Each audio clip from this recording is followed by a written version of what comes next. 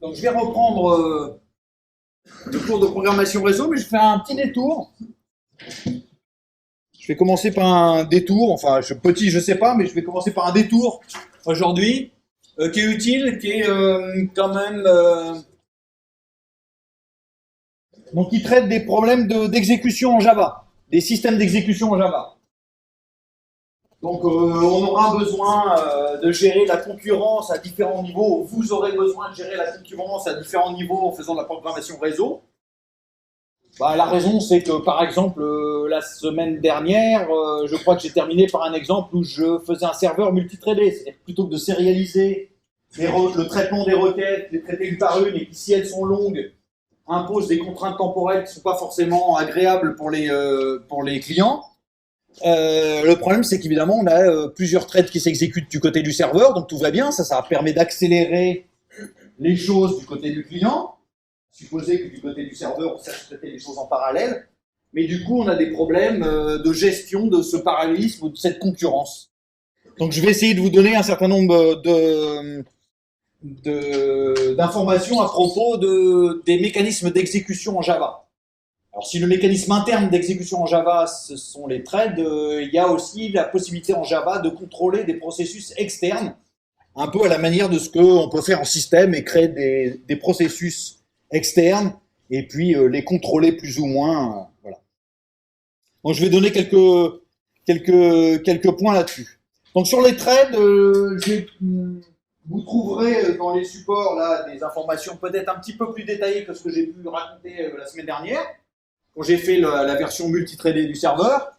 Mais voilà, donc je vais pas détailler, je vais pas revenir en détail sur les threads, mais je vais appuyer sur certains points particuliers. Donc la distinction que je fais, c'est qu'il y a deux choses différentes. Il y a les processus et les threads. D'accord ? Les processus, un processus pour moi, c'est un programme en cours d'exécution. Donc le programme, c'est un objet statique, c'est le code, quoi, que vous éditez éventuellement avec un éditeur. Mais c'est l'objet statique, c'est le fichier, quoi, qui contient l'exécutable. Et puis quand vous lancez cet exécutable, quand vous lancez le programme, quand vous en lancez l'exécution, dans les systèmes, ça s'incarne dans ce qu'on appelle un processus. Donc c'est le programme en train de s'exécuter, avec l'état de ses variables, l'instruction courante, etc.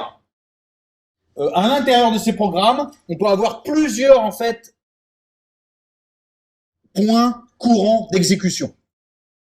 Donc souvent, on raisonne dans les programmes comme ayant un seul fil d'exécution, c'est un seul point courant d'exécution, mais on peut faire du multithreading, c'est-à-dire qu'en fait, dans cette capsule qui est un processus, avoir plusieurs exécutions en parallèle. Donc ces exécutions ont une particularité, c'est qu'elles partagent le même espace d'adressage. Ok ? Et donc, qui dit partage, dit problème. Donc un processus, en fait, vous pouvez le voir, au minimum, un processus contient forcément un thread. Bon, maintenant, la plupart des processus sur vos machines ont la possibilité d'être multithreadés, même si par défaut, bien sûr, ils sont monothread, mais même en C, vous pouvez faire du multithreading en C, dans n'importe quel langage. C'est un peu plus sportif que en Java, mais bien sûr, c'est tout à fait possible. Okay. Même si en Java c'est natif et c'est rendu un peu plus agréable, il n'y a pas de souci, c'est tout à fait possible dans les autres langages. L'environnement d'exécution, comme je suis en train de sauter des transparents, il faut que je réfléchisse un peu à ce que je vais raconter, mais l'environnement d'exécution de Java, en fait, on peut l'interroger à travers une instance de la classe runtime. Donc dans le package Java Lang, qui est le package des choses de base du langage. Donc notamment, on trouve là-dedans les threads et ce genre de choses. Il y a une classe particulière qui s'appelle le runtime.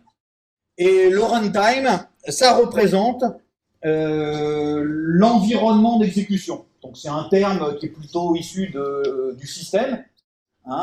Et donc c'est un objet qui est à l'intérieur de l'espace de votre application Java, parce que là on est encore dans Java, et qui représente en fait, dans le monde Java, l'environnement d'exécution, ce qu'il y a autour de l'application, une partie de ce qu'il y a autour. Ok ? Alors évidemment, l'application en Java s'exécute que dans un seul environnement, Donc c'est pour ça qu'en fait, vous ne pouvez avoir qu'un seul objet de type runtime. Donc on ne les instancie pas directement, vous verrez plus tard, ou si vous connaissez l'astuce, tant mieux. Mais il y a un pattern objet pour obtenir ça, c'est-à-dire une technique objet qui permet aux utilisateurs de les empêcher de créer plusieurs instances d'une classe. Donc c'est le pattern singleton. Donc en fait, la seule façon d'obtenir runtime, c'est d'interroger la méthode statique de la classe runtime qui vous renvoie le seul objet runtime disponible. Voilà. Donc à chaque fois que vous faites get runtime, vous obtenez toujours le même objet. Et il n'est pas possible de créer vous-même un runtime. D'accord? Alors qu'est-ce qu'on a dans la classe runtime? Alors vous pouvez faire plusieurs choses. Vous pouvez consulter la documentation. Je vous encourage à consulter la documentation. Je le ferai de temps en temps si j'y pense ou si j'ai le temps ou si je suis d'humeur. Mais ça, c'est toujours pareil, hein, c'est important. Chaque fois que je vous parle d'une classe, prenez un peu de temps pour regarder cette documentation en TP ou avant le TP, c'est encore mieux. Voilà, ok. Donc, parmi les choses qui sont disponibles dans la classe runtime, bah, justement, puisque ça représente à l'intérieur de votre application Java l'environnement d'exécution, et qu'en général, l'environnement d'exécution sur vos machines, il vous permet de lancer plusieurs applications. D'accord, hein, vous avez le droit de lancer en même temps Safari qui tourne pendant que vous êtes capable de regarder une vidéo, un CD, je sais pas, un DVD, et que vous êtes et que du mail s'envoie en arrière-plan. Donc on peut lancer plusieurs processus simultanément sur vos machines, normalement. Et donc en Java, vous avez dans cette classe runtime la possibilité justement de créer une exécution en dehors de Java elle-même. D'accord? Donc de créer un autre processus sur le système hôte qui ferait autre chose. Donc vous avez par exemple une commande disponible, je sais pas, ls qui vous permet d'obtenir la liste des fichiers. Eh bien, vous pouvez créer à partir de Java, exécuter la commande ls. Et bien sûr, l'intérêt aussi, c'est que vous allez pouvoir avoir envie de récupérer les résultats de cette commande, ou en tout cas de communiquer avec cette commande. Hein? Donc lire les résultats de la commande ls, ou lui envoyer éventuellement des informations, si c'était une commande qui lisait des choses. Alors, comment est-ce que ça fonctionne?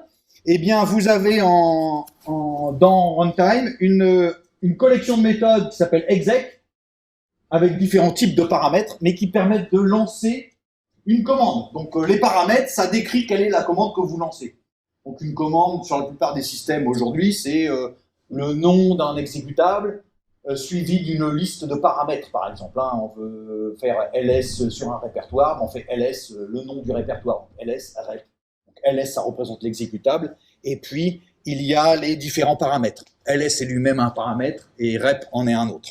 Bon, bref, tout ça, on peut le décrire.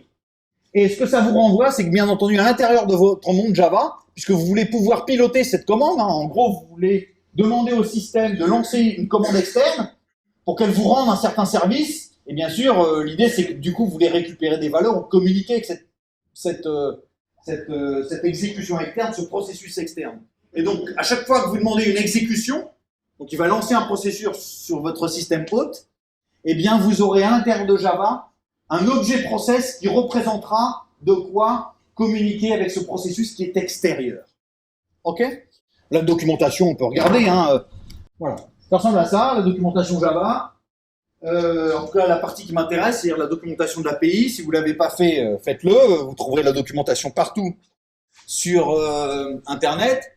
Vous avez ici la liste des packages. Quand vous choisissez un package, vous aurez la liste des classes, des interfaces et des machins pour le package donné. Et quand vous choisissez une classe là-dedans, vous aurez la documentation de la classe correspondante dans cette partie ici. Donc moi, ce que je veux, c'est regarder un petit peu ce qu'il y a dans runtime, à quoi ça ressemble exec. Eh bien, je vais dans le package Java Lang, voilà, qui est ici. Si je sélectionne le package Java Lang, dans cette partie ici, je vais avoir les différentes classes, entre autres les différentes classes qui font partie de ce package, et je vais trouver la classe runtime. Ok? Donc quand je sélectionne runtime, eh bien je tombe sur la page de documentation de la classe runtime qui me décrit exactement ce que c'est que cette classe-là, à quoi elle sert, comment on l'utilise, blablabla. Et donc ce qui m'intéresse, c'est ce que je voulais voir un peu, c'est ces différentes méthodes exec. Donc j'en ai un certain nombre des méthodes exec, peut-être qu'il faudrait que je zoome pour que ce soit un peu plus lisible.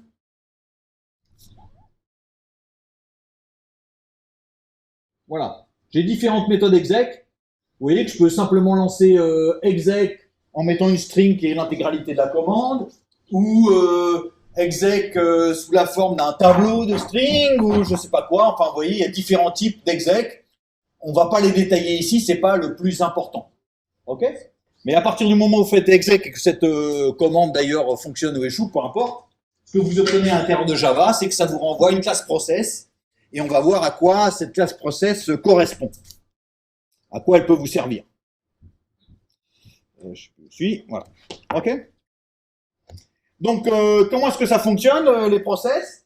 Je vous l'ai dit, hein, c'est un objet à l'intérieur de la machine Java qui représente le processus extérieur qui tourne, qui s'exécute. Et donc, on peut avoir envie de communiquer avec cet objet, bien sûr. Donc, la première chose qu'on peut faire, c'est ça. Donc, le dessin, il est ici. J'ai à gauche l'espace de ma JVM. Donc, ce que j'appelle la JVM, c'est simplement mon application Java qui tourne. Hein, c'est ma Java Virtual Machine. À chaque fois que vous lancez une application Java, vous faites Java quelque chose, ça lance une JVM. Donc, j'ai lancé mon application et je peux supposer que là-dedans, j'ai fait un exec d'une certaine commande. Ok. Donc, qu'est-ce que ça a eu pour effet? Ça a eu pour effet de créer sur mon système un processus, si vous voulez. Donc, il n'est pas dans ma JVM. Ça, c'est sur mon système hôte. J'ai maintenant deux applications qui s'exécutent. Une qui était l'application Java de base, qui elle a demandé au système, s'il te plaît, crée-moi un autre processus qui va exécuter telle commande. Et cette commande, comme toutes les commandes dans les systèmes, elles lisent et elles écrivent. Au minimum, en tout cas, elles ont potentiellement la possibilité de lire le clavier et d'écrire sur l'écran. Hein. Donc en C, eh bien, vous savez que en C, il y a un objet de lecture pour un processus, et puis il y a deux objets d'écriture, qui est le flux standard d'écriture et le flux erreur. Donc on lit sur l'entrée standard, on écrit sur la sortie standard, et on écrit les messages d'erreur sur la sortie erreur. Ok? Alors évidemment, si ce processus est un processus qui a été lancé depuis la machine Java, c'est que probablement ce que j'avais envie, c'est que la machine Java, elle veut déléguer la tâche à un certain processus, mais elle aimerait bien communiquer avec ce processus pour lui donner soit des données en entrée, soit capturer les données en sortie. Si je veux que la JVM m'exécute la commande ls ou je sais pas quoi, ou date, ou peu importe, eh bien j'aimerais bien que le résultat produit par cette commande soit disponible à l'intérieur de la machine Java. Donc ce qui se produit, c'est que quand j'ai fait exec, ce qui a été créé à l'intérieur de la JVM, c'est un objet process qui me représente de quoi manipuler cet objet qui est extérieur à l'intérieur de la machine. Okay.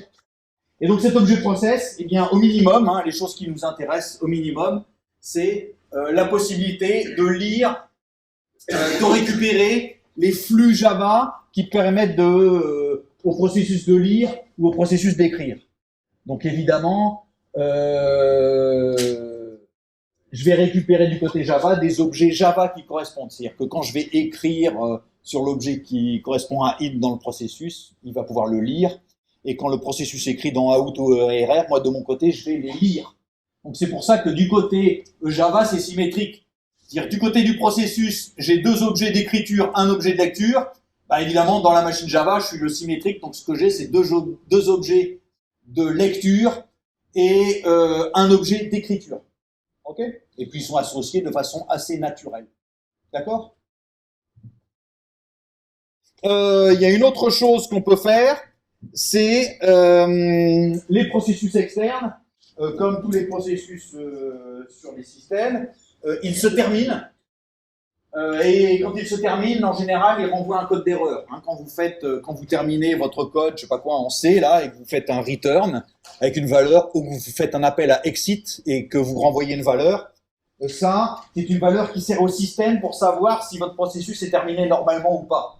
Avec une convention, je sais pas quoi, dans les systèmes de la famille Unix. La convention, c'est que si vous terminez le processus avec une valeur de retour qui vaut 0, c'est que tout va bien. Si la valeur de retour est différente de 0, c'est que le processus a rencontré un problème. Il ne s'est pas terminé normalement. D'accord? Donc évidemment, c'est pareil ici, puisque la machine Java, elle a demandé au système de créer un processus. La machine Java peut être intéressée pour savoir si ce processus est terminé, et si oui, quelle est la valeur qui a été produite, la valeur de retour, c'est-à-dire l'exit value qui a été produite. Donc on a des choses pour se synchroniser d'une certaine manière avec le processus externe. Donc déterminer quelle est sa valeur de retour et puis éventuellement attendre que ça s'arrête. Hein, vous pouvez avoir besoin dans la machine Java pour continuer votre travail d'être certain que le processus externe s'est terminé. Ok? Voilà, donc on peut essayer de faire ça. Je vais simplement me lancer en mode de démonstration. On va essayer de faire un processus qui peut, qui va exécuter ls. Hein, depuis tout à l'heure, je raconte ça. Donc on va essayer d'écrire une application Java qui fait pas grand-chose, qui va lancer ls et qui va lire le résultat et l'afficher sur sa propre console. Donc, oui, une petite seconde, je sais, vous ne voyez pas l'écran. Je bascule. On va essayer, je vais appeler ça ls.java si vous voulez. Hop. Donc, qu'est-ce qu'il me faut pour utiliser ça? La première chose, c'est qu'il va falloir créer, donc récupérer le runtime. Donc la première chose, c'est qu'il me faut la classe runtime. Je vais récupérer le runtime R en interrogeant la méthode statique getRuntime de la classe runtime. Alors peut-être que vous ne voyez pas encore assez clairement, donc je vais un peu zoomer.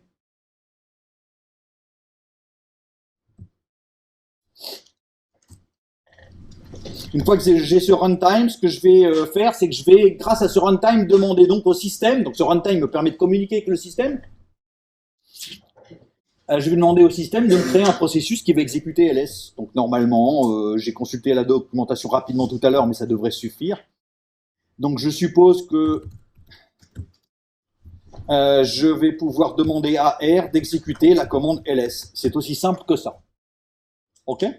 Donc je récupère le runtime, l'objet qui représente le système à l'intérieur de la machine Java, grâce à qui je vais demander d'exécuter la commande ls, et qui va me fournir à l'intérieur de la machine Java un objet process avec lequel je vais pouvoir, qui me permet de communiquer avec le vrai processus qui est à l'extérieur.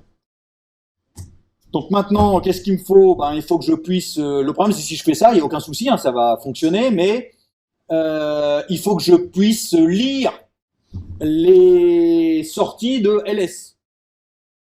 La ls, en fait, il va produire ses résultats sur un objet, mais qui ne sera pas l'écran. Hein, il le produit sur sa sortie standard, et il se trouve que la sortie standard, c'est branché sur un machin qui est à l'intérieur de ma machine Java. Donc si dans ma machine Java, je ne fais rien, ls va produire des sorties, mais je ne le verrai pas, puisqu'elles tombent dans ma machine Java, et dans ma machine Java, je n'en fais rien. Donc ce qu'il faut, c'est que je les exploite.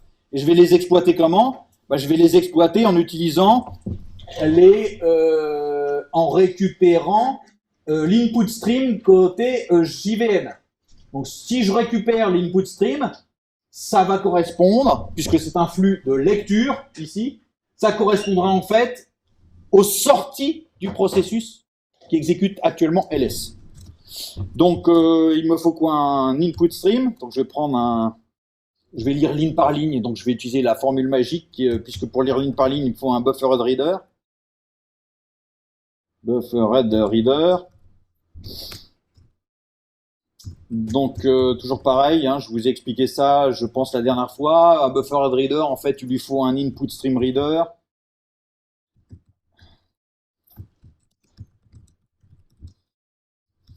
Donc un machin qui fait basculer du monde des input streams dans les mondes des readers. Et puis l'input stream que je vais récupérer, c'est simplement celui de mon process. Donc je récupère l'input stream qui est fourni par mon processus, sur lequel je peux lire des bytes. Je vais transformer ces bytes dans le monde des chars, et puis je vais lire des lignes dans le monde des chars, donc j'obtiendrai tout ce qui va bien. Il faudrait que je mette des try-catch, parce que tout ça évidemment va fonctionner qu'à moitié, mais c'est pas très grave, on mettra ça après. Et donc ce que je vais faire ici, je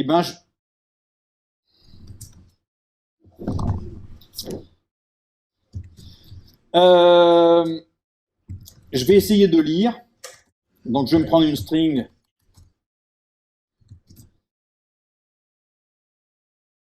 et puis ce que je vais lire une ligne dans mon buffered reader, donc readline.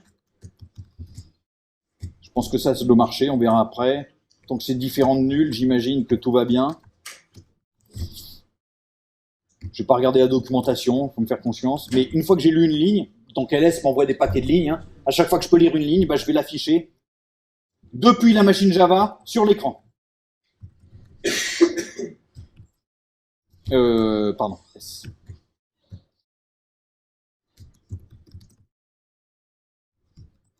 Ok, j'enrichis un petit peu le message pour que c'est une tête un peu potable. Et puis voilà, ça doit marcher. Puis je vais quitter tout ça. Donc évidemment, je vais mettre des try-catch partout. Tous ces machins-là peuvent lever des exceptions, puisque ça peut rater. Hein. Peut-être que le système ne peut pas créer de processus, peut-être que j'arrive pas à créer mon buffer reader pour des raisons techniques. Donc je m'en fiche, je vais pas filtrer les exceptions, je vais les prendre violemment toutes les unes derrière les autres.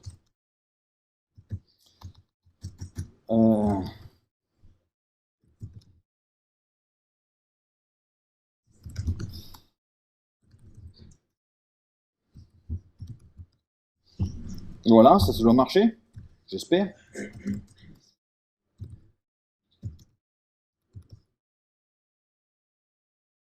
Oui, alors là, il n'est pas content parce que j'ai pas fait les bons imports, donc ok. J'aurais dû m'en douter. Je pense que ça doit suffire.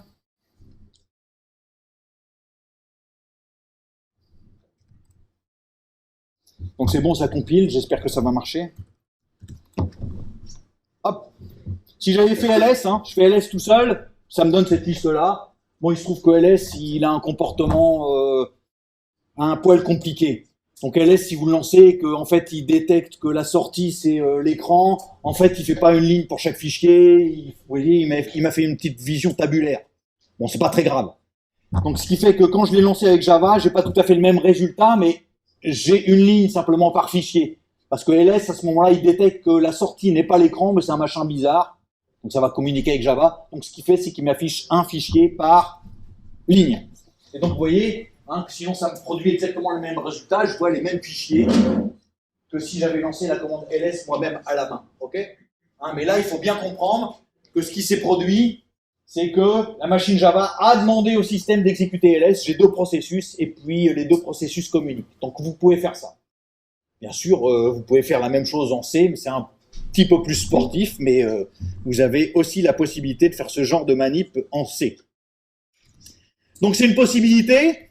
Vous allez dire pourquoi est-ce que je parle ça en programmation réseau? Rappelez-vous tout à l'heure, la semaine dernière, ce que j'ai dit tout à l'heure, vous avez la possibilité maintenant de faire en sorte que vos serveurs, hein, ils peuvent déjà utiliser des commandes existantes pour rendre le service. Hein. Imaginez que je veuille écrire un serveur en Java qui, si vous l'interrogez, hein, il vous renvoie la date courante.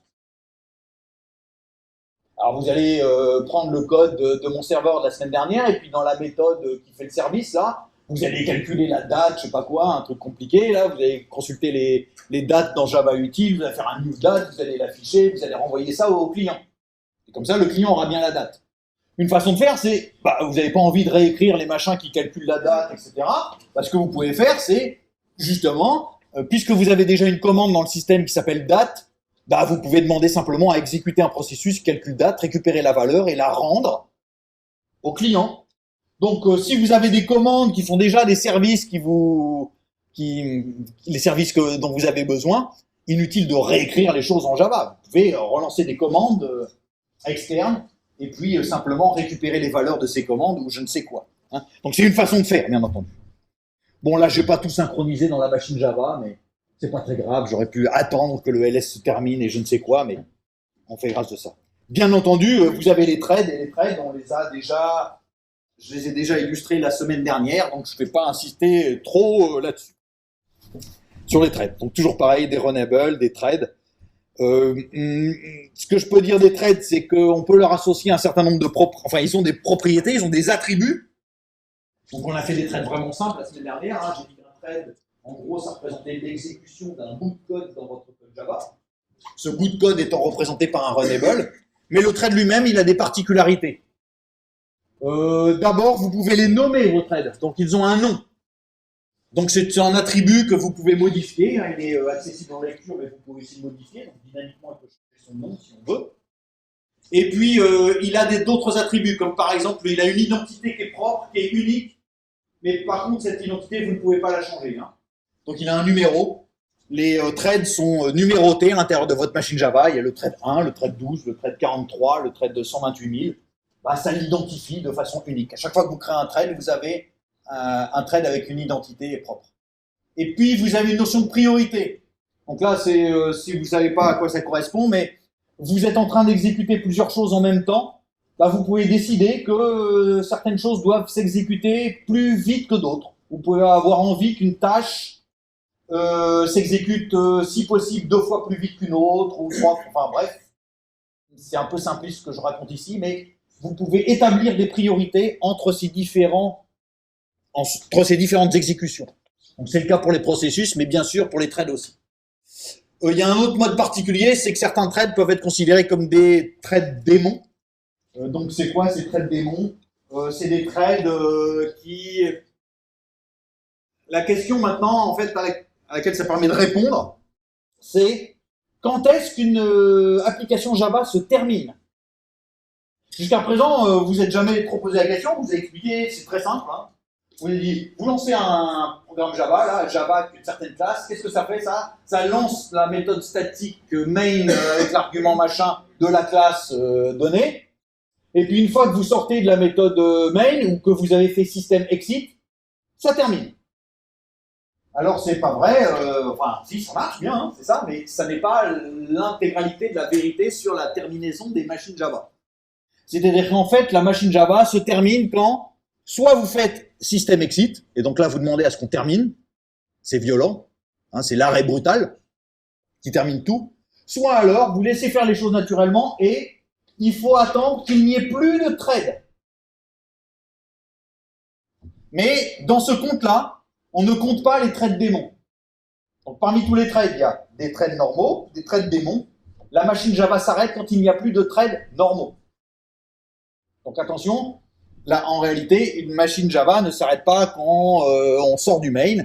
C'est plus compliqué que ça. Même si dans la pratique, effectivement, si vous avez une application avec un seul thread, si ce thread sort du main, ça s'arrête. Mais c'est un cas particulier. Bon, puis les threads, ils ont différents types d'états. Je ne veux pas revenir là-dessus, mais vous aurez peut-être l'occasion de manipuler ça en licence ou plus tard. Mais voilà, sachez qu'il y a différents types d'états, etc. Puis en plus, on peut les regrouper. Il y a des groupes de threads et faire des manipulations assez compliquées. Est-ce que vous connaissez les automates? Spécialité de parler des automates finis ou je sais pas quoi. Il y a un automate fini qui décrit les transitions possibles dans les différents états d'un thread. Bon, peu importe. Donc, OK sur la terminaison d'une JVM, j'ai déjà raconté des choses comme ça. Alors, parmi les threads démons, vous pouvez vous poser la question, c'est quoi ces threads démons et à quoi ils servent et pourquoi est-ce qu'on a besoin de threads démons? Ben oui, il y a des choses qui sont pas très... enfin, qu'on n'a pas besoin d'attendre de terminer. Ben, notamment, en Java, vous savez qu'il y a ce qu'on appelle un ramasse-miettes, un garbage collector. C'est le machin qui... Vous créez tout le temps les objets, mais vous ne les faites jamais disparaître en Java. Alors comment ça marche? Il y a un machin qui surveille, qui ramasse tous les objets dont vous ne servez plus. Hein, il y a une espèce d'aspirateur, là, ou un ramasse-miettes. Et c'est un thread démon, en fait. Vous ne le voyez pas, mais il est créé automatiquement, et lui, il passe son temps à regarder les machins qui traînent dans les coins et que vous n'utilisez plus, et il les recycle. OK? Donc évidemment, lui, il compte pas dans les threads, quoi. Il suffit que c'est pas un thread, c'est un thread important pour le fonctionnement de la machine Java, mais c'est pas un thread important pour la logique de votre application. Voilà. N'insistons pas sur le reste, mais vous aurez l'occasion de voir ça plus tard. Alors les threads, hein, je vous rappelle que si vous voulez démarrer un thread, il faut faire start. Hein, souvenez-vous, la semaine dernière, non seulement il faut créer le thread, mais ça va créer l'objet qui permettra l'exécution, mais il faut le démarrer ce thread. Start. Et puis quand vous avez besoin d'un thread, hein, c'est pareil, hein, vous créez un thread qui va réaliser une tâche, vous avez peut-être envie d'attendre la fin de cette tâche. Hein. C'est un truc, là vous travaillez en binôme, vous avez un projet à faire, et puis vous êtes le chef de projet, vous voulez rien faire, donc vous dites au binôme, vas-y, fais le projet. Et puis c'est vous qui rendez le projet, donc vous attendez. Il y a bien un moment où vous attendez que le résultat soit produit par votre binôme, qu'il ait fini le projet. Donc vous avez besoin d'attendre. Hein, donc vous êtes le chef de projet, vous ne faites rien. Bon, là, en réalité, les chefs de projet doivent travailler aussi, hein, mais... donc, si vous voulez attendre qu'un thread ait terminé son boulot, eh bien, c'est join qui vous permet de le faire. Okay, Donc, join, si vous appelez join sur un trade, eh bien, ça veut dire que vous attendez que ce trade se termine. Ok? Bon, après, il y a d'autres choses. On peut interrompre les trades et machin. Ça, c'est un peu compliqué, mais je vais pas insister là-dessus. Une autre opération qui peut être utile, qui sert parfois, qui me servira à plusieurs endroits. Vous remarquerez ça, notamment dans les clients serveurs. Là, on va avoir besoin de simuler certaines choses. Et vous pouvez avoir envie d'endormir un trade pendant une période donnée. C'est-à-dire que vous voulez qu'il se repose en plein milieu de son travail. Qu'est-ce que vous faites? Eh ben, vous avez le droit de l'endormir pour une certaine durée. Donc, sleep, ça permet d'endormir le trade qui fait appel à sleep d'une certaine durée. Et cette durée est exprimée en millisecondes. Vous avez une version qui permet d'endormir au niveau de la nanoseconde, sachant que la granularité n'est pas garantie, évidemment. Toutes vos machines fonctionnent, enfin, toutes ces machines Java ne fonctionnent pas toujours à la nanoseconde, mais ça vous permet de descendre sous la milliseconde en tout cas. Donc on utilisera Sleep ouvert. Ok. Donc on a déjà vu à quoi ça correspondait. Ça c'est un exemple de trade. J'ai déjà montré des trades fonctionnant la semaine dernière avec le serveur multithreadé. Là c'est un exemple qui ne fait pas de serveur, c'est simplement un exemple de trade qui fait quoi? Celui-ci il fait une boucle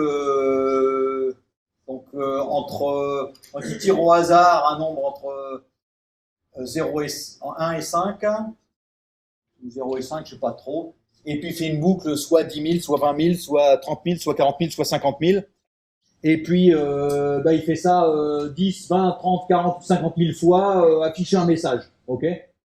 Il ne fait pas de trucs très intelligents. Et puis j'ai un programme principal qui lui lance un paquet de trades. Je ne sais pas combien on a là, il y en a 20. Donc on lance 20 trades. Et puis ce programme, qu'est-ce qu'il fait? Donc il lance ces 20 trades qui font leurs calculs.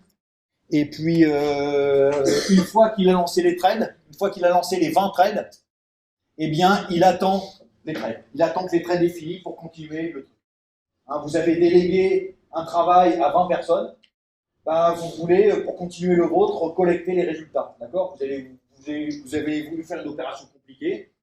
Je ne sais pas quoi, faire un calcul compliqué sur une image. Vous avez découpé cette image en petits bouts. Et puis vous avez donné un bout à un esclave, donc un trade. Donc vous avez un trade par petit bout. Chacun travaille. Évidemment, le problème, c'est que ces travaux, vous ne pouvez pas garantir dans quel ordre ils vont se terminer. Donc vous allez simplement attendre la terminaison de chacun des trades tour à tour. Bon, très bien. Vous exécutez ça, et ce que vous avez comme garantie, c'est que le message terminaison, enfin celui-là, tout est fini, apparaît bien une fois que tous les trades ont terminé leur travail. Si vous enlevez le join, faites l'expérience, vous verrez, ce message-là apparaîtra bien avant que les trades aient terminé leur travail. Join, ça permet d'attendre qu'un trade se termine. Ok? Alors, méfiez-vous, c'est pour ça que j'ai fait un détour par les problèmes d'exécution, c'est que vous allez avoir des problèmes sérieux avec les trades, notamment les trades, mais pas seulement. Dès que vous allez avoir des exécutions concurrentes, c'est-à-dire au moins 2 exécutions, vous allez être rapidement confronté à des problèmes. C'est les problèmes dits de la concurrence. Donc vous avez des cours sur la concurrence qui existent en master, on va vous parler de ça à différents moments, etc. Ce sont des problèmes compliqués, il y a de la théorie qui est derrière, il faut résoudre ces problèmes-là. Quels sont les problèmes qu'on va résoudre? Alors par exemple, cette application-là, elle paraît anodine. Cette application, qu'est-ce qu'elle fait? Vous avez un compteur, il est simple mon compteur. Le compteur, c'est un objet qui contient une valeur, et puis vous avez une méthode pour récupérer la valeur du compteur et une méthode pour modifier sa valeur. Jusque-là, rien de bien mystérieux. Normalement, vous savez manipuler assez tranquillement un tel objet. Maintenant, vous avez une classe qui implémente Runnable, donc l'idée c'est que ça va être des threads qui vont exécuter ça. Et que fait ce petit bout de code là? Vous voyez qu'il exécute 100 millions de fois. Quoi? Il prend le compteur, il récupère la valeur du compteur, il l'incrémente de 1 et change la valeur du compteur. Donc vous voyez que le trade, son boulot, c'est d'essayer d'incrémenter la valeur du compteur 100 millions de fois. Ok? Rien de bien mystérieux. Puis maintenant, qu'est-ce que je fais?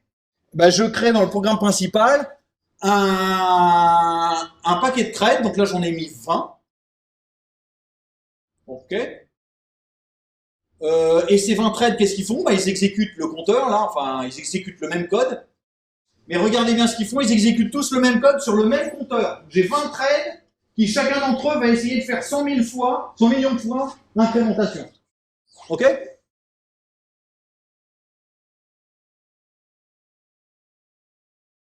Et la question que je me pose, donc jusqu'ici rien de bien mystérieux, j'attends que tous les trades aient terminé, que les 20 trades aient terminé, et à la fin, dans le programme principal, qu'est-ce que je fais? Je regarde combien il y a dans le compteur. C'est simple, hein? Je prends 20 parmi vous, là, et puis chacun, je vous donne un compteur à partager, et puis je vous dis d'incrémenter chacun d'entre vous 100 millions de fois le compteur. Puis à la fin, je collecte les résultats, et je regarde combien il y a sur le bout de papier. Et alors le résultat est surprenant, c'est qu'évidemment, ce à quoi je m'attends, j'ai 20 trades qui exécutent 100 millions de fois une incrémentation. Donc je pourrais attendre que la valeur du compteur soit 2 milliards de fois. 2 milliards. Et bien, si je regarde la valeur du compteur, elle ne vaut pas 2 milliards. Elle vaut, dans l'exemple que j'ai exécuté ici, la valeur finale du compteur, c'est 1 716 791 363. Si j'exécute une autre fois, je vais avoir un autre chiffre. Et il est fort probable que je peux tenter l'expérience autant de fois que je veux, je tomberai probablement jamais sur 2 milliards. Alors c'est bizarre. Mais c'est bizarre, mais surtout c'est très très gênant.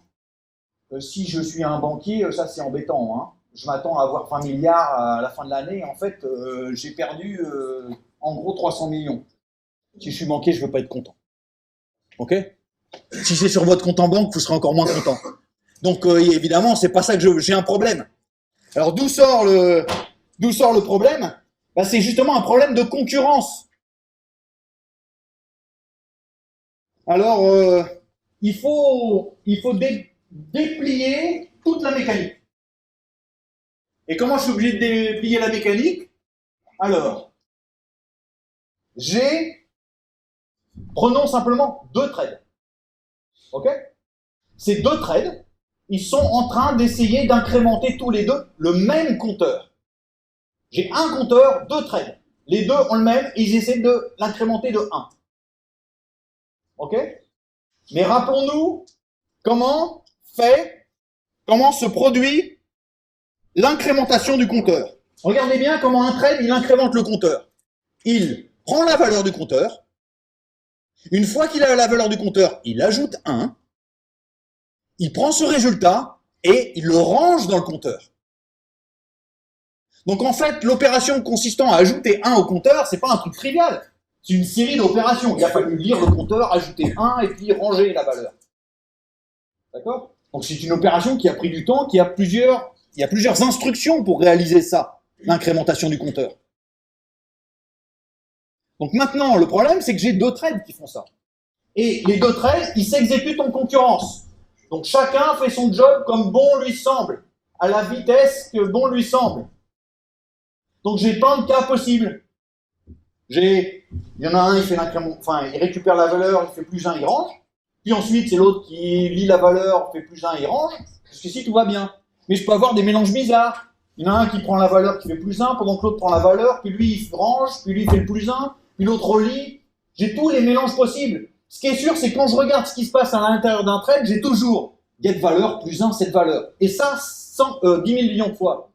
Pour l'autre, pareil. Mais le problème, c'est que le mélange de ces 2 traces, hein, d'une certaine manière, le premier trade, il va faire, je sais pas quoi, le get, le plus 1 et le 7. Il va faire ça 100 millions de fois, enfin 10 millions de fois. Get, plus 1, 7. Get, plus 1, 7. Le second trade, il fait pareil. Hein? Donc il a aussi une trace. Si je le regarde lui tout seul, si j'avais la possibilité de le regarder, il ferait get, plus 1, 7, get, plus 1, 7. Le problème, c'est que ces 2 trades, ils s'exécutent en parallèle. Donc, je peux en avoir un qui fait ça, puis lui, tout d'un coup, il est plus rapide, puis lui, comme ça. Donc, les choses se mélangent. Et le problème, c'est comme ils font ça tous les deux sur le même compteur, ben, il va se produire des effets bizarres. C'est-à-dire de temps en temps, eh bien, les deux, indépendamment, ont eu l'impression d'incrémenter le compteur de 1. Ils ont bien fait l'opération plus 1. Le problème, c'est que les deux opérations plus 1 n'ont pas fait plus 2. Alors, l'exemple est ici. Qu'est-ce que j'ai fait? Donc, j'ai supposé qu'il y avait deux trades. Il y a un trade qui s'appelle TI, et puis l'autre, c'est TI plus 1. OK? Donc, j'ai imaginé deux traces possibles. Regardez ce que fait TI. J'oublie les traces de TI plus 1. Regarde ce que fait TI. Il fait le get, il calcule la valeur plus 1, et puis ensuite, qu'est-ce qu'il fait? Il range la valeur. Donc ça, il n'y a pas de souci. Lui, il se comporte normalement. Pour TI plus 1, c'est pareil. Il fait le get, il calcule la valeur, et il la range. Donc, il n'y a aucun souci. Le problème, c'est que ça s'intercale. Donc, regardons ce qui se passe si TI prend la valeur du compteur. Disons que cette valeur, c'est V. Pas de problème. T, il a pris la valeur V. Ensuite, qu'est-ce qu'il fait? TI calcule V plus 1. Et il le calcule, lui, de son côté. Donc, vous imaginez que j'ai une feuille, et dessus, il y a la valeur V. Donc, je suis près de TI, qu'est-ce que je fais? Je lis cette valeur V, puis je fais dans mon coin, je fais mon truc. Je calcule V plus 1. Très bien. Une fois que j'ai fait ça, pendant ce temps-là, il se trouve que c'est TI plus 1 qui arrive. Donc TI plus 1, il arrive, il voit la feuille, il fait le compteur, il lit la valeur V.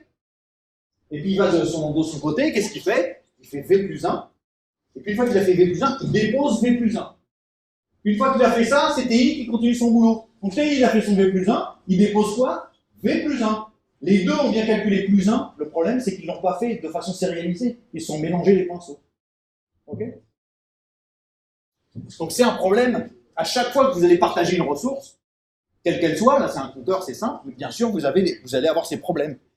Des processus qui communiquent avec un serveur et qui tentent de faire des communications en même temps, il va se poser vous allez avoir des problèmes. Deux processus qui essaient d'exécuter, enfin de lire, d'écrire. Le problème c'est bien sûr l'écriture, c'est jamais la lecture, enfin, rarement la lecture. Ce sont surtout les modifications en concurrence. Deux processus qui essaient de modifier en même temps un fichier, le résultat, il risque souvent d'être bizarroïde. C'est pour ça que quand on veut éditer du code en groupe, on utilise des outils spéciaux qui vous garantissent que les modifications de l'un et de l'autre vont pas se mélanger, enfin je sais pas quoi, on utilise SVN, on fait des commits et on fait des merges et des bizarreries de cet ordre-là. OK? Donc il faut faire attention. En tout cas, il y a une règle à suivre. C'est qu'il ne faut jamais faire aucune supposition sur la façon dont les trades vont s'exécuter. C'est pas parce que vous avez lancé une fois votre programme qui a plusieurs trades et que vous voyez que ça marche bien, que le coup suivant, ça va bien marcher. Là, si je lance mon exécution avec mes histoires de compteurs, là, à chaque fois, je vais avoir un résultat différent. OK? Donc, ça veut dire que je ne peux faire aucune supposition sur la façon dont les trades vont se mélanger vont s'intercaler les uns avec les autres. Donc il faut être, disons, offensif. Ça veut dire que si vous faites du multitrading, il faut tout de suite se poser la question, est-ce que j'ai des problèmes de concurrence? Et essayer de les régler. C'est très important. Parce que vous êtes d'accord que si on est dans le monde financier, ça me pose un problème si on perd 300 millions. Si on en gagne, ça va, mais ce serait déjà bizarre. OK? Alors, ce serait de l'argent, ça ne représente rien. On aurait 300 millions qui sortent dans ces sous. Bon, peu importe. Alors, quel est le problème? Vous voyez qu'en fait, le problème, il est que quand j'ai écrit mon code, là, qui fait récupérer la valeur, plus 1, ranger la valeur, eh bien, il se trouve que je l'ai pensé dans un monde où j'étais le seul à faire ça. Et bien évidemment, dans le monde où je suis seul à faire ça, il n'y a pas de souci, je suis le seul, donc je fais get plus 1 et j'aurai bien un bon résultat. Et dans un monde où on est plusieurs, on ne veut pas que pendant que je suis en train... Ce qu'on voudrait, c'est être sûr que si je veux modifier le compteur, je vais être le seul à le faire. Donc je veux un mécanisme comme dans la réalité, quoi. C'est-à-dire que dans une banque, par exemple, pour des raisons de sécurité, mais c'est du même genre, eh bien, on veut qu'il y ait une seule personne dans la salle des coffres. Donc on veut garantir des choses comme ça. Donc là, la salle des coffres, d'une certaine manière, c'est ce bout de code. Je veux être sûr qu'il n'y a jamais qu'un seul trade en train de faire le get plus 1, 7. Je veux garantir l'unicité. Donc je veux une espèce de sas. C'est-à-dire, il y a peut-être 20 trades qui veulent passer là, dans la salle qui veulent franchir la porte, et derrière la porte, ils ont le droit de faire get plus 1 et V. mais je veux que la porte ne permette qu'un seul thread de passer. Donc ils vont faire la queue et puis passeront un par un dans le sas. Donc le bout de code qui est important et dont je voudrais être sûr qu'il ne soit exécuté qu'avec au plus un thread, ici dans mon exemple, ça s'appelle une section critique. C'est une section de code qui est critique. Ok ? Qui est critique parce que je veux être sûr qu'elle soit réalisée de façon atomique. Ok ? C'est l'atomicité qui m'intéresse. Ok ? Donc il me faut ça, il me faut un mécanisme qui me permet d'obtenir un SAS, un portillon de contrôle, ce que vous voulez, qui me garantit qu'à un instant donné, un seul thread passera ce SAS. Alors comment ça marche ? Il y a plein de mécanismes différents, mais le mécanisme de base, c'est simplement comme dans la réalité. C'est-à-dire que si vous voulez, dans la réalité, comment est-ce qu'on résoudrait le problème ? Eh bien, pour pouvoir... Donc l'opération get plus 1 et puis v et 7, vous n'êtes autorisé à la faire que dans une salle. Il y a une salle spéciale pour faire cette opération. Et pour rentrer dans cette salle, il vous faut une clé. Et il n'y a qu'une seule clé. Donc c'est simple. Si vous avez besoin de faire get plus 1, 7, il faut obtenir la clé. Tant que vous n'avez pas la clé, vous êtes bloqué en attente. Et puis, le mécanisme fait que quand vous avez la clé, vous rentrez dans la salle. Une fois que vous êtes sorti de la salle, vous remettez la clé. Et puis là, il y a quelqu'un qui peut éventuellement prendre la clé, mais comme il n'y a qu'une seule clé, une seule personne peut rentrer. Ok ? Donc ça s'appelle un verrou, quoi. Et la propriété, c'est une propriété d'exclusion mutuelle. C'est-à-dire que vous ne voulez pas que deux personnes puissent manipuler le verrou en même temps. Alors, vous avez un mot-clé de Java, je ne sais pas si vous l'avez déjà rencontré, si vous êtes déjà posé la question, si vous l'avez déjà utilisé, mais ce mot-clé qui permet de faire ça, c'est le mécanisme de base, il s'appelle synchronized. Donc, synchronized, c'est un mot-clé qui permet justement de verrouiller une section critique. Donc, si vous mettez un bout de code en le protégeant avec synchronized, et bien là, vous avez la garantie que ce petit bout de code-là ne sera jamais exécuté que par un seul thread en même temps. Ok ? Alors, il y a plusieurs façons de l'utiliser. Hein. La façon la plus grossière, les deux façons sont ici. La façon générique, disons, c'est si vous voulez protéger un bout de code, donc c'est une accolade ouvrante, une accolade fermante, avec des instructions à l'intérieur. Donc, si vous voulez protéger ces instructions et rendre cette séquence d'instructions atomique, c'est-à-dire ou bien on fait tout d'un coup pour un thread, ou bien on attend. Il ne peut pas y avoir deux threads qui mélangent les instructions là-dedans. Ok ? Alors comment est-ce qu'on fait ? Eh bien, on protège cette section critique par le mot-clé synchronized, auquel on passe quoi ? N'importe quel objet. Cet objet jouant le rôle du verrou ou de la clé. Ok ? D'accord ? Peu importe l'objet. Hein. N'importe quel objet fait l'affaire. C'est à vous, dans votre application, de décider ce que c'est que ce verrou, évidemment. Alors, il est possible, en fait, de rendre synchrone une méthode entière. Et donc, ça, c'est une forme qu'on utilise assez souvent. Par exemple, si vous voulez faire en sorte qu'une certaine méthode soit synchrone, eh bien, vous avez le mot-clé synchronize que vous mettez dans la signature de la méthode. Vous avez le droit de déclarer une méthode, je sais pas quoi, public, static, synchronized, void, je sais pas quoi. Donc, vous avez le droit à ce mot-clé supplémentaire permettant de qualifier une méthode. Okay. Ça, en fait, ça correspond exactement au fait que vous aviez une méthode normale dans laquelle vous avez mis tout le contenu à l'intérieur qui est synchronisé sur l'objet lui-même. Donc maintenant, si je veux protéger mon bout de code, là, qui était dangereux, eh ben, quel était le bout de code qui était dangereux ? C'était le petit bout getValeur plus 1, cette valeur. Ça, je voulais qu'il n'y ait pas deux processus qui tentent de faire le truc en même temps. S'il y en a un qui a commencé, il va jusqu'au bout. Et les autres, ils attendent. Donc, qu'est-ce que je fais ? Je protège ce petit bout de code avec synchronize. Ok ? Et puis, il me faut un objet pour...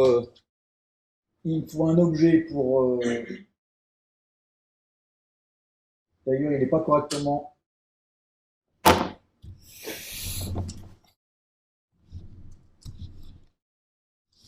Il n'est pas correctement protégé.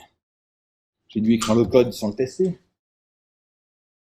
Mais, eh bien, j'utilise le compteur justement comme le verrou lui-même.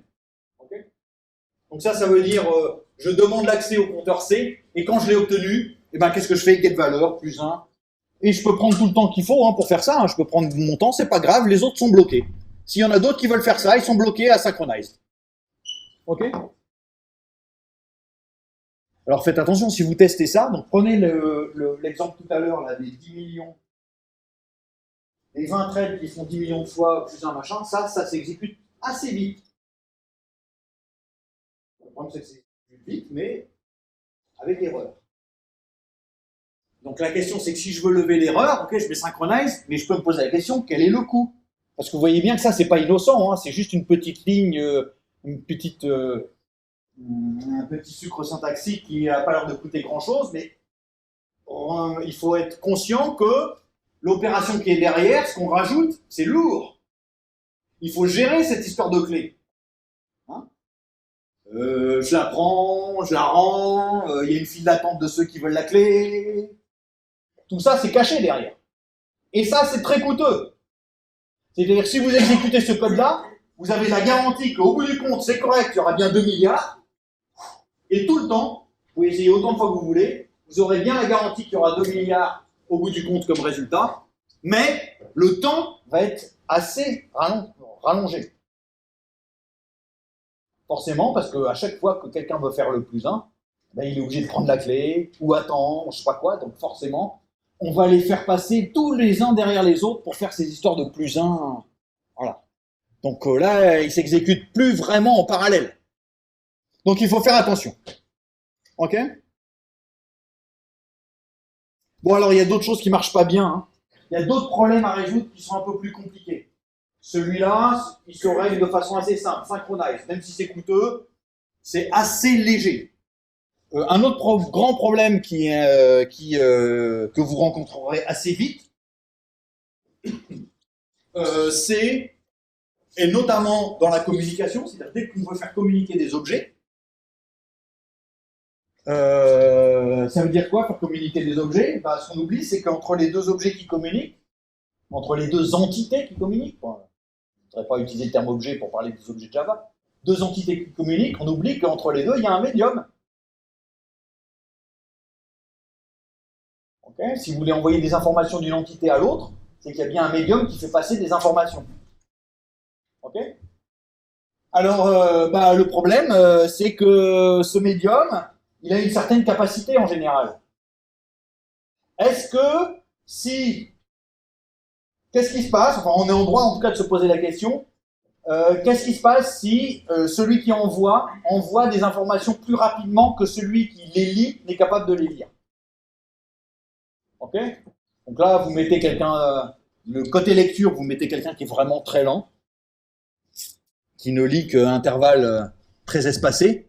Alors que du côté écriture, là, dans le médium, il y a quelqu'un qui envoie des informations assez frénétiquement. Qu'est-ce qui se passe? Bon, alors l'idée est assez naturelle, c'est que vous allez avoir, d'une certaine manière, un goulot d'étranglement. C'est ça que ça veut dire, quelque part. Ok? Alors comment est-ce qu'on fait ça? C'est le problème des producteurs et des consommateurs. Donc, en tout cas en concurrence, c'est comme ça qu'on en parle.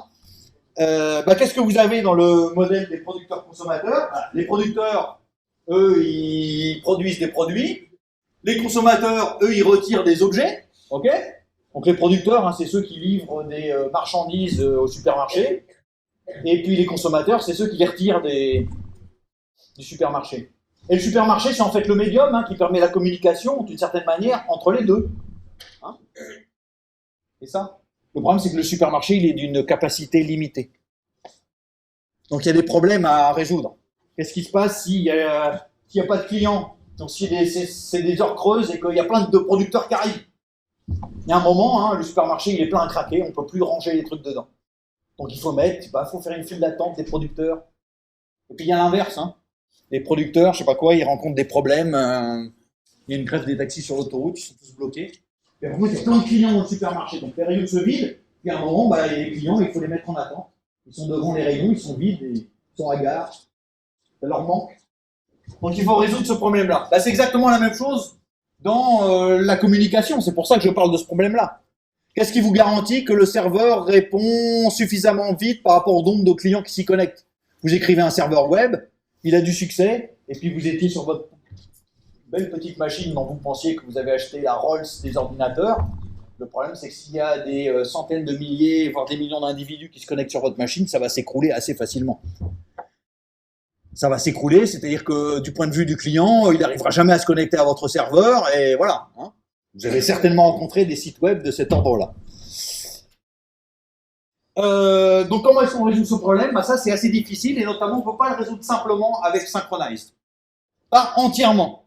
Donc je vous passe les détails, vous pouvez regarder si ça vous amuse, mais si ça vous amuse, c'est une façon de dire, mais il faudra absolument résoudre le problème. Le problème, c'est un problème d'attente active. Donc je vais essayer juste de vous faire toucher du doigt quel est le problème. Le code Java est un peu lourdingue. En même temps, je peux le voir ici. Je vais essayer de l'illustrer ici. Quel est le problème ici? Donc voilà, mon stock. Hein, c'est une classe qui permet de ranger un certain nombre d'objets. Ok, c'est un tableau d'objets. D'accord? Et puis qu'est-ce que j'ai? J'ai la possibilité d'ajouter un produit dans le stock, décidément. Ok, ou de retirer un produit dans le stock. Alors, mon premier problème est le suivant. Déjà, il faut que je garantisse l'atomicité de ces opérations add et remove. Si deux producteurs tentent d'ajouter un produit dans le stock, il faut que je sois sûr qu'ils n'essaient pas de ranger le produit au même endroit. Donc, il faut que je sois sûr qu'ils aient bien l'accès exclusif à une case du stock. Ok? Pareil pour remove. Si je mets cette opération telle quelle, je vais avoir un problème. Si jamais deux threads rentrent à l'intérieur de remove, deux clients vont tenter de retirer le même produit. Ok?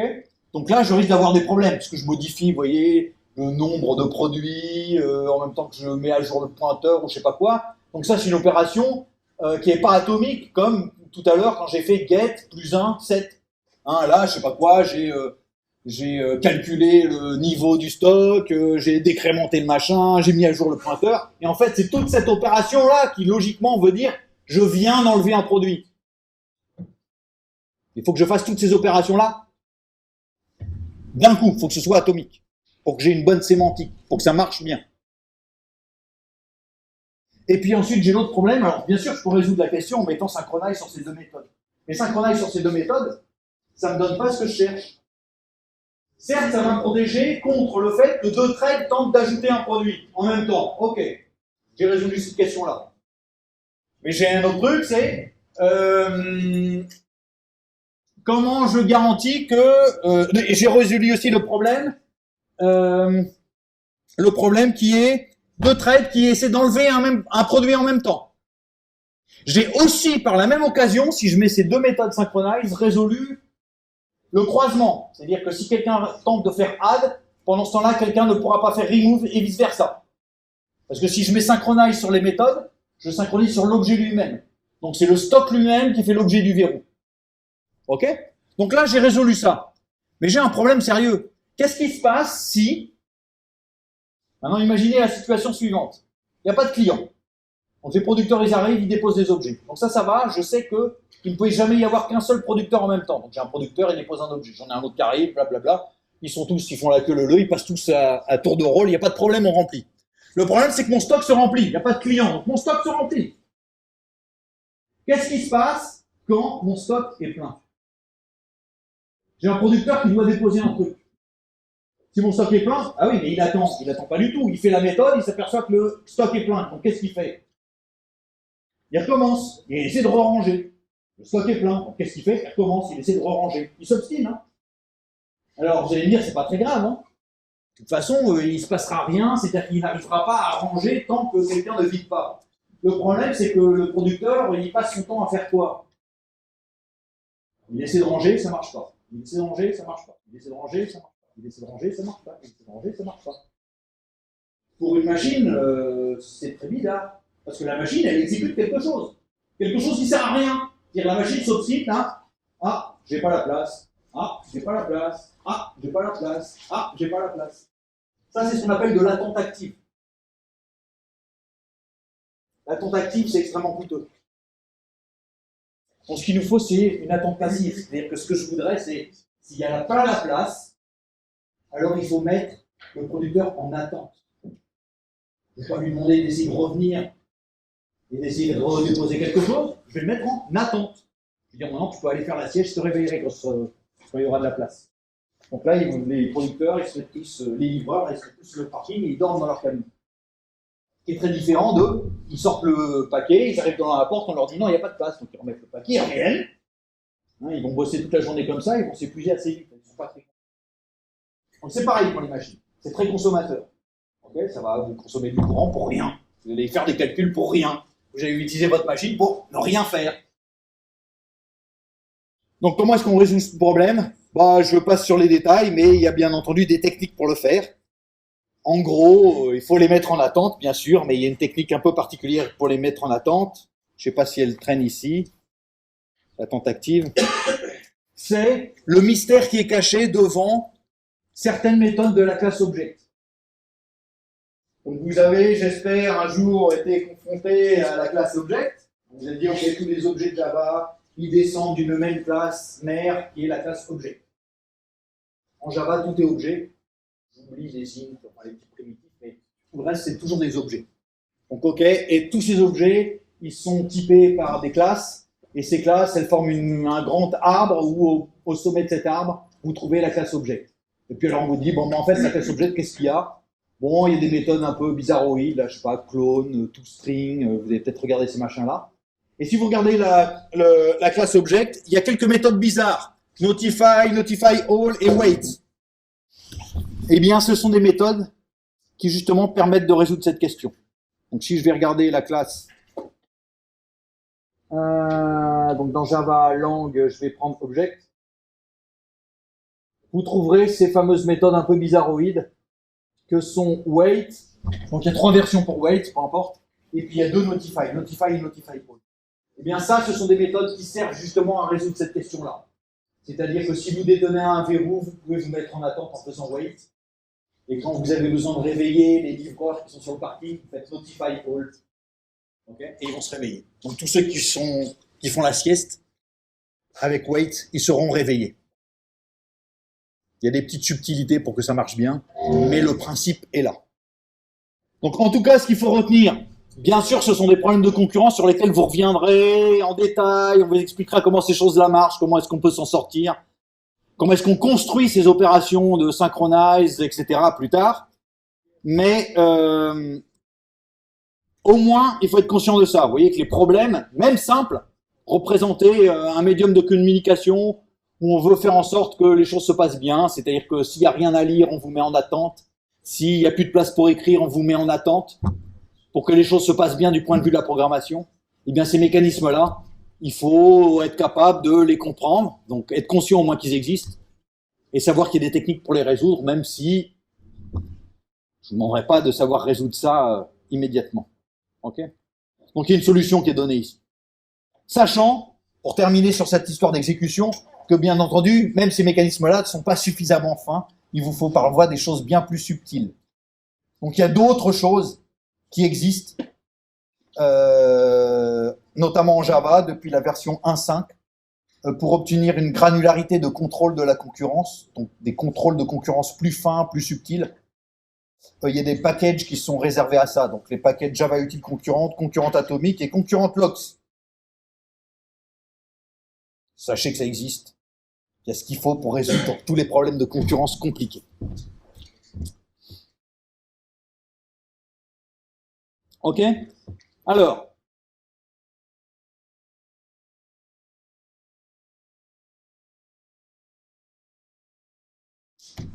un autre bout de cours, cette fois. Donc, on a vu comment résoudre, enfin, comment résoudre?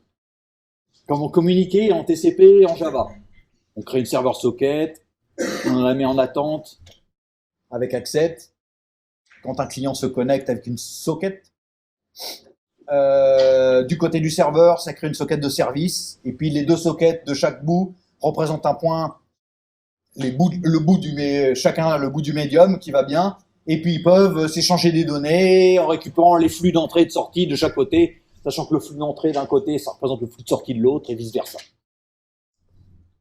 Il y a un autre mode de communication, je vous rappelle qu'il y a deux grands modes de communication en réseau. Il y a le mode flux, qui est relativement simple à utiliser, mais qui est compliqué à mettre en œuvre. Quand vous ferez du réseau, qu'on vous expliquera comment ça fonctionne, la mécanique dessous est extrêmement compliquée.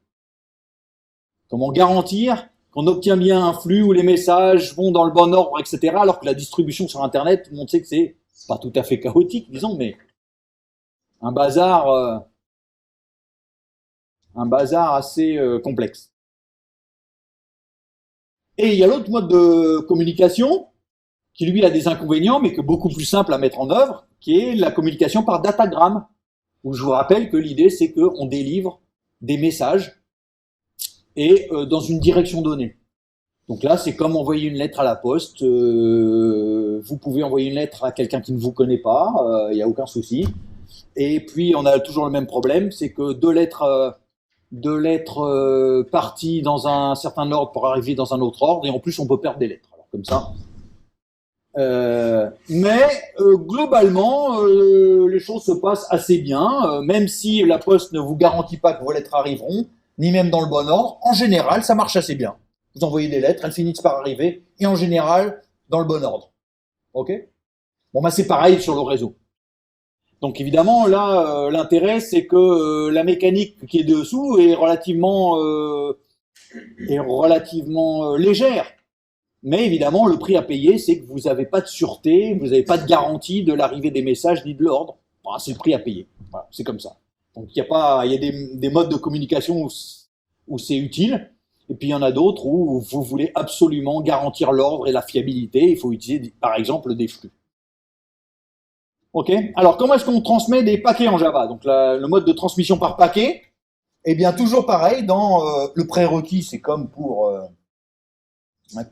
les sockets, les flux TCP, c'est de savoir faire des entrées-sorties, donc le paquet Java IO, bon, très bien. Et puis, vous avez d'autres classes dans Java Net.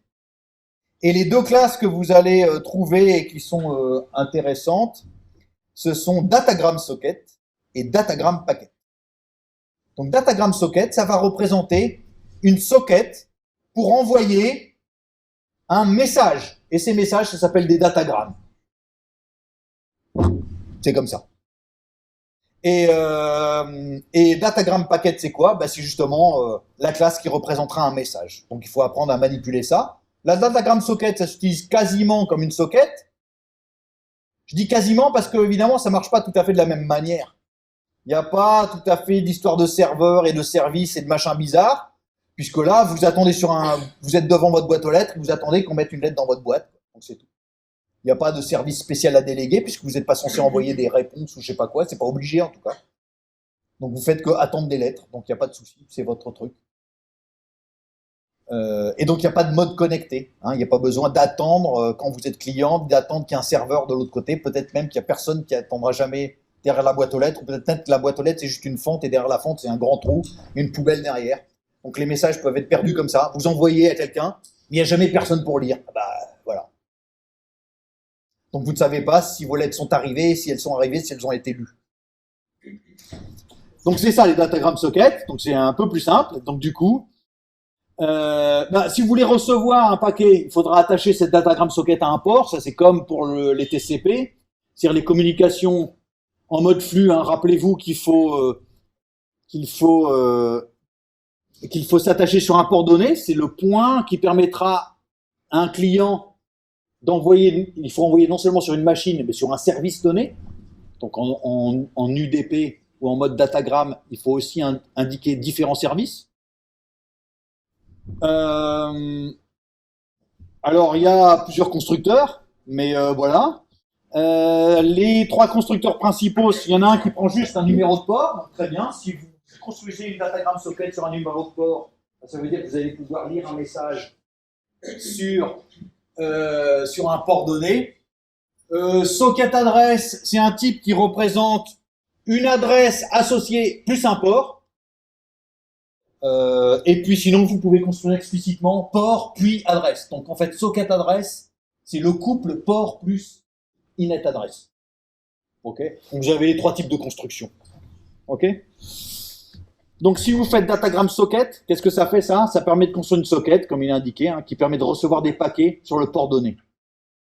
Et ça, c'est un point important, ça va permettre de recevoir des données sur ce port-là, peu importe l'adresse sur laquelle ça arrive. Je vous rappelle qu'une machine peut avoir plusieurs adresses. Vous avez une machine, elle est branchée sur le réseau via différentes interfaces, un câble Ethernet, une interface Wi-Fi, un autre câble Ethernet. Pourquoi pas, hein? Il y a des machines qui font ça, il n'y a aucun souci. Hein? Vous êtes branché sur une certaine branche du réseau, sur une autre branche. Le problème, c'est que des paquets peuvent arriver par ces différents biais. Donc, votre service, est-ce que vous voulez qu'il reçoive par ici, ou par ici? Sachant que, du point de vue du réseau, ces trois points ont des adresses différentes. Hein? Vous pouvez être branché sur deux cartes filaires et une carte, disons, réseau aérien. Mais sur ces trois interfaces, vous avez des adresses différentes. C'est la même machine, mais elle a plusieurs adresses. Donc le service, est-ce qu'il sert de ce côté-là, de ce côté-là, de ce côté-là, de ces deux-là, je ne sais pas quoi, vous pouvez dire, vous pouvez filtrer ça comme vous voulez. Si vous ne dites rien, donc en général c'est le comportement standard, si vous ne dites rien, donc si vous créez une datagram socket sur un port donné, eh bien ça autorise à recevoir sur ce port-là, peu importe d'où vient le message. Donc ça vous permettra de recevoir sur toutes les adresses possibles. Sur toutes les adresses associées à ce port-là. Ok? Bon, si jamais vous avez créé une adresse qui n'est pas attachée, vous avez la possibilité de créer l'attachement après. C'est-à-dire que vous pouvez construire une socket, puis faire l'attachement sur l'adresse après. En général, on crée la socket déjà attachée, mais si vous voulez faire ça, il n'y a pas de souci. Ok? Bon, les résolutions de noms, vous essaierez, mais si vous avez besoin de résoudre des noms pour attacher ça sur des adresses ou je ne sais pas quoi, il y a des méthodes qui vont bien pour transformer les noms en adresses et ce genre de trucs. C'est pas forcément très utile en Java parce que la plupart du temps, Java, il vous donne tous les bons constructeurs qui font les bonnes transformations cachées. Mais si vous avez besoin de connaître des choses, de déterminer ça, bien sûr, vous avez différentes méthodes qui vous permettent d'obtenir la liste de toutes les adresses de votre machine, transformer les noms en adresses, les adresses en noms, interroger le serveur, disons l'annuaire. Ok? Bon, alors simplement, une fois que vous avez une socket attachée à un port, pour recevoir un message, donc le mode réception, eh bien, il suffit d'appeler la méthode receive. Et le paramètre de la méthode receive, c'est quoi? C'est un datagram packet. Donc, sur une datagram socket, qu'est-ce que vous recevez? Des datagram packets. Receive vous permet de recevoir un datagram packet. Bien sûr, la réception est bloquante. Hein. Si vous faites receive, vous attendez jusqu'à ce qu'un datagram packet arrive.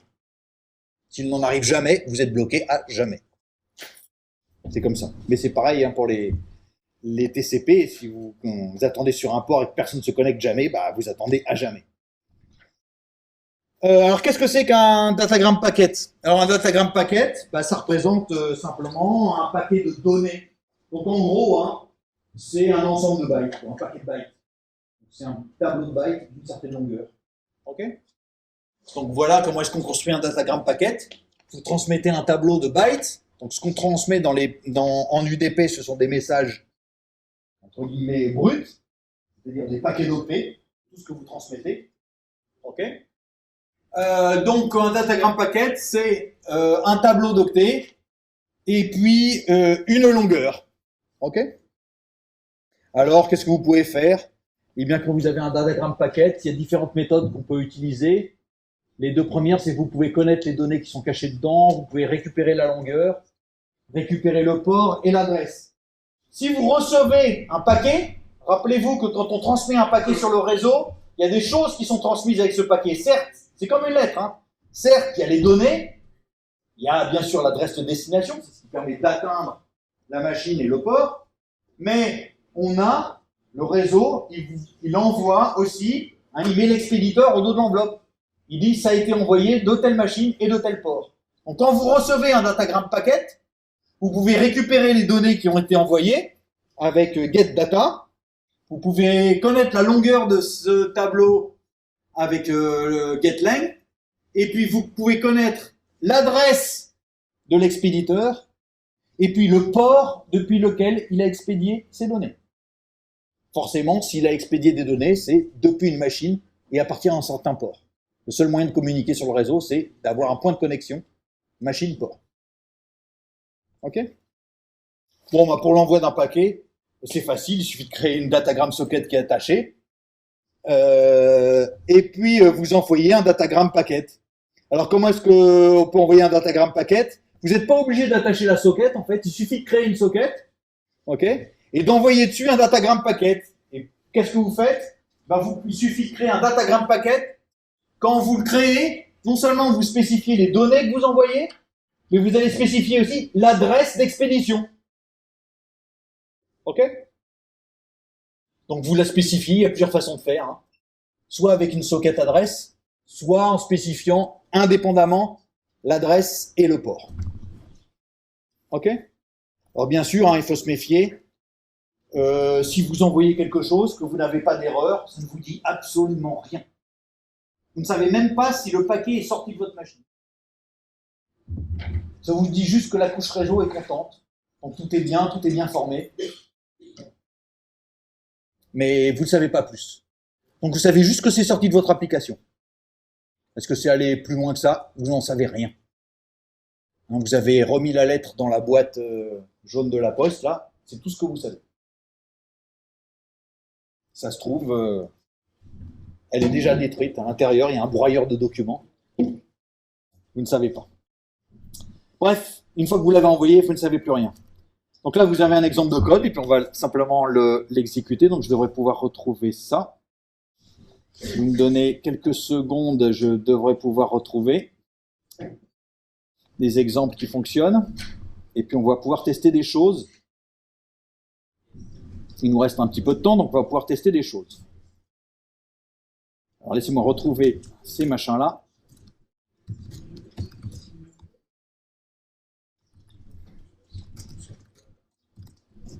Ça, c'est bon. Où est-ce que j'ai mis ça? Ici. Alors, je vais prendre...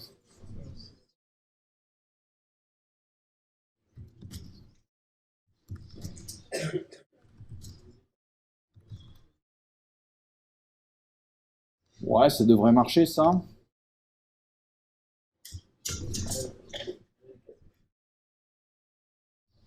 Alors, voyons voir.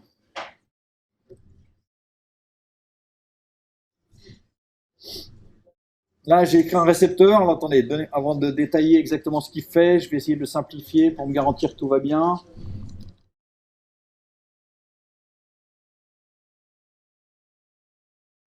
Ouais, il fait rien de spécial, celui-là, tout va bien. Il est correct. Donc ça, c'est un récepteur. Okay, donc c'est un point de réception en UDP. Donc qu'est-ce qu'il fait, lui? Il crée une datagram socket pour recevoir des messages. Donc il choisit un port. Donc j'ai choisi que mon port, c'était le 55 678. Vous avez le droit de choisir n'importe quel port. Je vous rappelle que vous avez certaines contraintes. En gros, vous ne pouvez pas choisir un port plus petit que 1024. Il faudrait être root sur votre machine. Donc, normalement, c'est des ports réservés. Et puis, en plus, il y a d'autres ports réservés qu'il vaut mieux éviter d'utiliser. Il y a des ports normalisés. Bon, les grandes valeurs type 55 000, il n'y a pas de souci. Vous pouvez en faire ce que vous voulez. Le seul truc, c'est qu'évidemment, il ne faudrait pas que ça rentre en conflit avec une autre application qui utiliserait ce même port. Hein. Peut-être que ça ne marche pas. S'il y a déjà un récepteur TCP sur ce port-là, je ne vais pas pouvoir en créer un second. Hein, il ne peut y avoir qu'un seul récepteur à un moment donné sur un port donné. OK. Puis ensuite, qu'est-ce que j'ai fait? J'ai créé un tableau de bytes, donc un tableau d'octets de longueur 100. OK. Et puis, j'ai créé un datagram packet, donc qui encapsule ce tableau. OK. Et puis ensuite, qu'est-ce que je fais? À l'infini, j'essaie de recevoir le paquet depuis le port donné. Donc sur la socket, sur la datagram socket, je fais receive sur ce paquet-là. OK? Et puis à chaque fois, qu'est-ce que je fais? Je compte le nombre de paquets que j'ai reçus là. Je ne sais pas où est-ce que j'ai mis mon pointeur laser. De toute façon, il marchait à moitié, mais s'il est là, on va voir.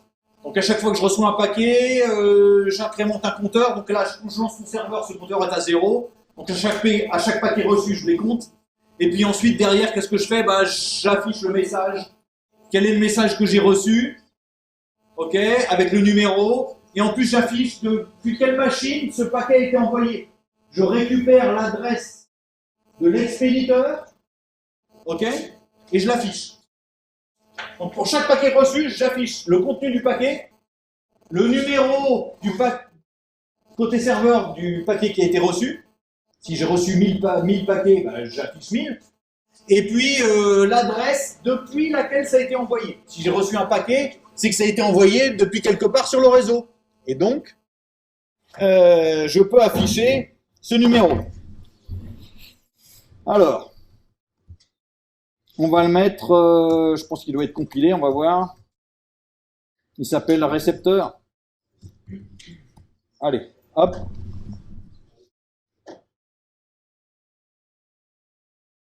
Donc évidemment, il ne va pas se passer grand-chose au début. Le récepteur, il ne fait pas grand-chose. Il attend. Il a créé la socket, visiblement que ça a bien marché, donc pas de souci. Et maintenant, il fait le receive. Bon, il attend un message. Bon, attendons le message. Maintenant, je vais regarder l'émetteur. Alors, qu'est-ce qu'il fait l'émetteur? Attendez, juste le nettoie un peu. Peut-être que j'avais déjà fait des tests. Non, il fait rien de bizarre. Ok, pour l'instant, on va le laisser comme ça. Je vais juste nettoyer ça. Il fait rien de bien mystérieux. Il fait juste qu'envoyer un message. Alors, qu'est-ce qu'il fait? Ah si, lui, il envoie à l'infini. Alors, pour l'instant, je ne vais pas le faire envoyer à l'infini. Je vais un petit peu nettoyer.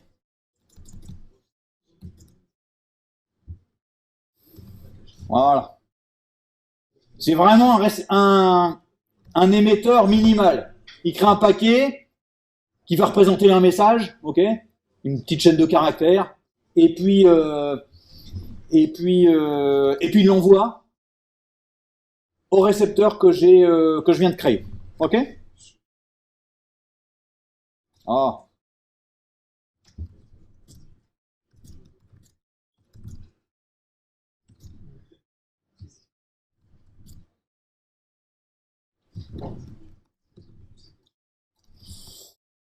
Donc je m'ouvre une autre fenêtre, puis c'est de l'autre côté que j'ai envoyé le message. Alors je vais essayer de faire les choses correctement.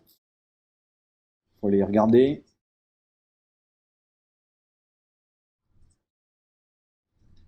Alors je vais relancer le serveur parce que voilà, ok, on voit bien les choses. Alors maintenant je vais compiler mon émetteur.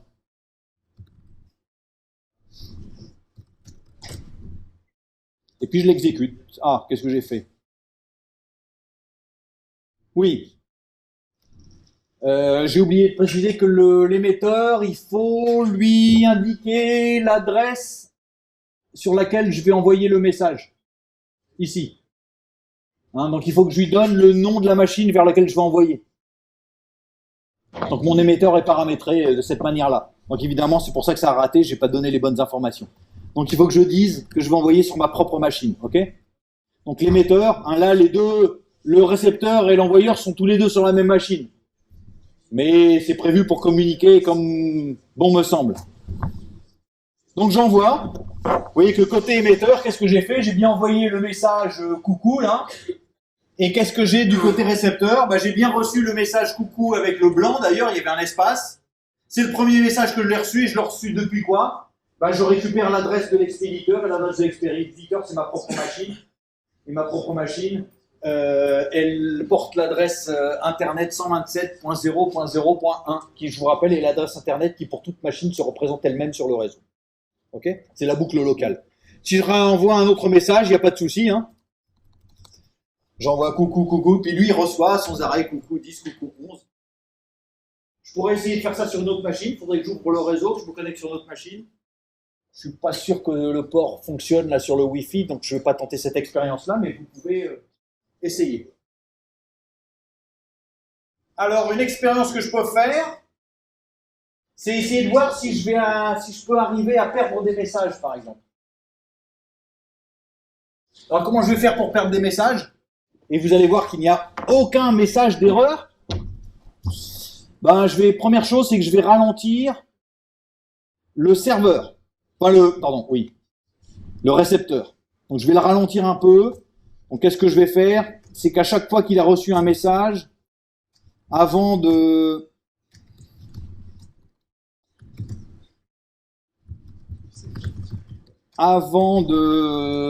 se mettre en attente d'un second message, il va s'endormir un peu. Ok? Donc, il est lent, lui. Il a besoin de se reposer entre deux messages. Donc, on va l'endormir de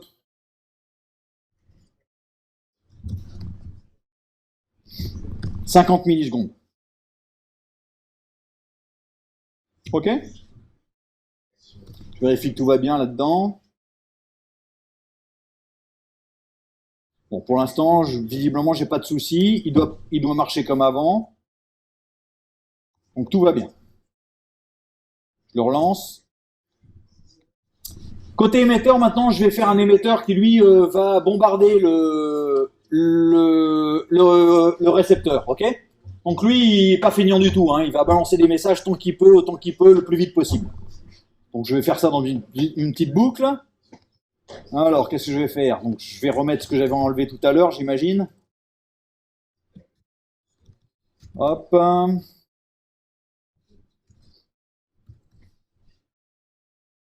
Ah. Et il faut que j'envoie le paquet plein de fois. Donc qu'est-ce que je vais faire? Il faut que je fabrique un paquet différent à chaque fois.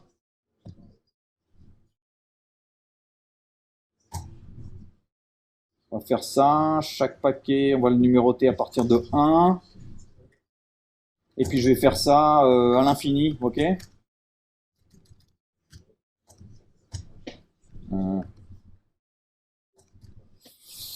Bon, ok, ça devrait être bon.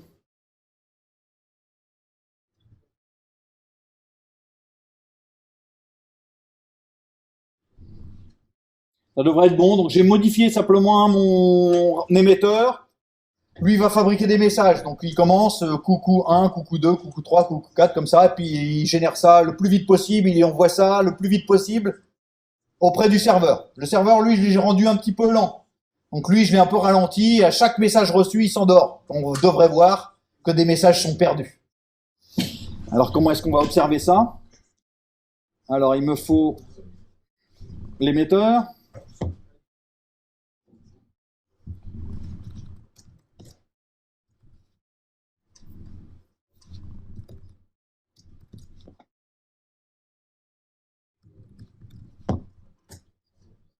Ah, j'ai oublié d'incrémenter n. Alors, attendez, j'ai un petit souci, on va recommencer l'expérience. Je numérote les messages côté émetteur et puis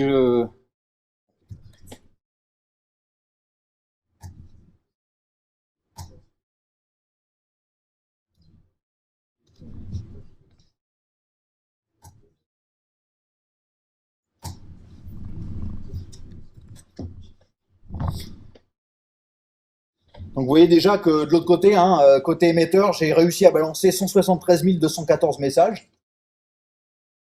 On va voir, mais ça devrait s'épuiser assez rapidement côté serveur. Bon, bien sûr, il est plus lent, mais...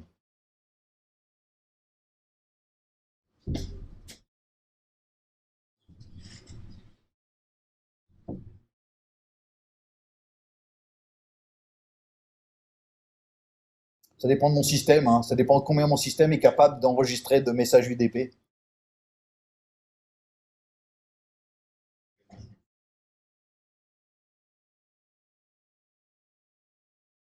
Vous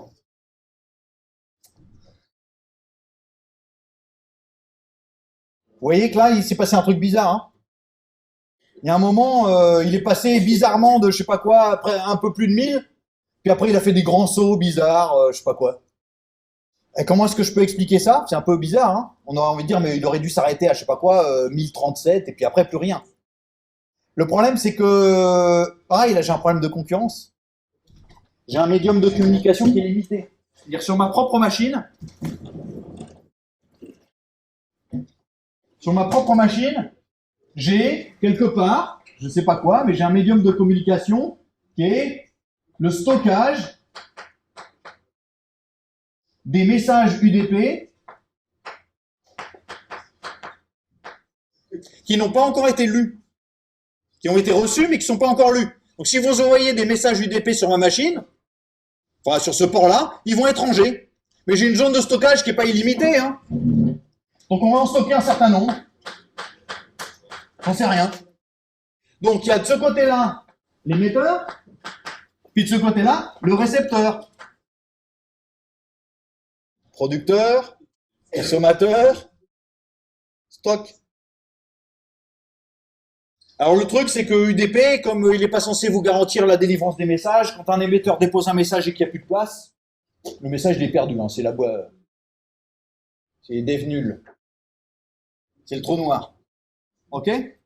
Donc, qu'est-ce qui se passe? Alors, vous avez vu qu'au début, tout allait à peu près bien. C'est-à-dire que l'émetteur, il remplit ce machin-là. Donc, il remplit des messages, 0, donc je ne sais pas combien il en a. Il a certainement réussi à en mettre environ 1 millier. Ok? Il a rempli comme ça. Puis, pendant ce temps-là, lui, là, il les consomme. Mais il les consomme tout doucement. Donc, il a enlevé le 0, puis il a enlevé le 1.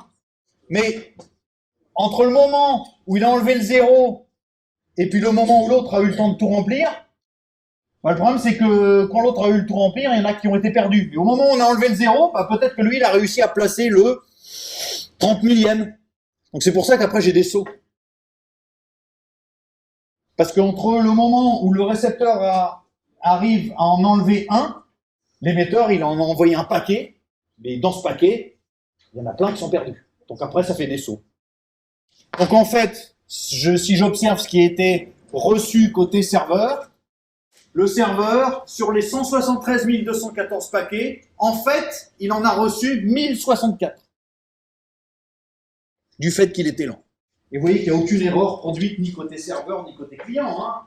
Le client, il a envoyé ses machins, les messages ont été perdus, c'est comme ça. Et côté serveur, il n'a aucune conscience du fait que des messages ont été envoyés, que je sais pas quoi, que la boîte était pleine, bah, les messages, ils sont tombés à côté, et, ils ont été balayés par le vent ou je ne sais quoi. Ok? Je suggère qu'on s'arrête là pour aujourd'hui.